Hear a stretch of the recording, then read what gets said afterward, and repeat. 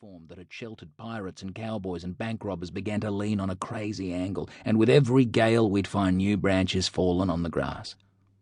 But the fruit kept coming in staggering quantities, so it seems no one had the heart to deal with the problem, and of course that no one can only have been Mum. It wasn't as though Wally and I were ever going to take to the thing with pruning saws. I'm pretty confident we never affected any kind of chivalry for Mum. Anyway, we liked the old tree, especially when it thrashed drunkenly in the wind and we could hear its tortured wooden squeals from our beds. But eventually, the platform became too dangerous, and Mum appeared one day with the chainsaw. We'd been kicking the football, and suddenly she was there at the side gate with this forestry-grade monster she'd borrowed from a neighbour.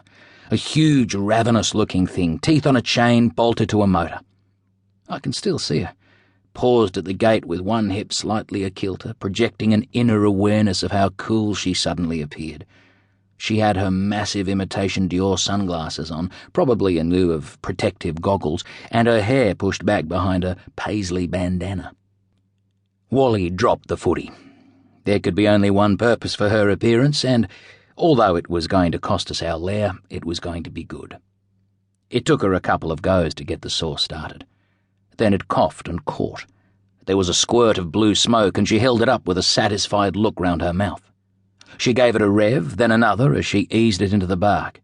Sawdust swirled around her and settled in her hair. She worked the blade horizontally into the trunk, weaving the saw in and out, squinting behind the Diors. I can still see the veins running down her biceps. There were two loud cracks as the timber gave way, and the entire weight of the tree settled onto the bar of the chainsaw, choking the chain and killing the motor. She stood back for a moment, indecisive, with a hand on her hip. Then she did the best thing I ever saw her do. She jumped up from where she stood, hooked her hands on a low-hanging limb, and hung there, like a gibbon, yanking at it. She swung through the air a couple of times, kicking freely with her bare feet, the girl we'd never known her to be, and the tree reacted with a few more fibrous pops. Then down it came, apricots thudding and rolling all over the place. Mum lost completely under the canopy of leaves. We could hear her under there, shrieking with laughter, cracking twigs in her efforts to climb out. The foot of the tree was cut off square except for a jagged horn of timber on one edge, where it had stretched and snapped. The chainsaw had fallen out by this stage, and Mum took it up again, working the cord and the choke until it spluttered into life once more. With a sweep of the snarling arm, the splinter was gone. We raked and scooped and brushed for an hour or more, the brittle afternoon sun of autumn picking up the gold among the leaf litter. By the time we cleared the whole mess away, a squared-off stump stood in the middle of the lawn, roughly equidistant from the three paling fences. Wally disappeared into the garden shed and emerged with a tape measure. She'd cut exactly at bale height, 28 inches by 9. We watched her saunter off, twigs in her hair, the chainsaw resting on that same cocked hip. Accident or design?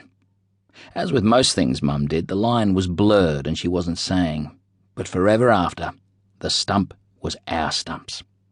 And in the current memory, the stump is an arm's length behind me as I stare down my brother. The bat in my hands is an SP, as used in tests by England captain Tony Greig. He's tall, implacable, patient. All the things I'm not. The dog at our feet is Sam, a grossly obese staffy.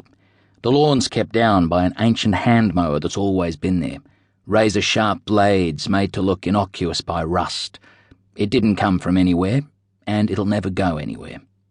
Those deep shades of autumn are last year now, when we were smaller.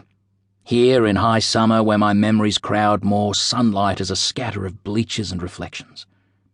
At Backward Point there's a banksia. At extra cover, a holly bush where Sam likes to shit. At mid-off, a bare patch where nothing, not even grass, grows.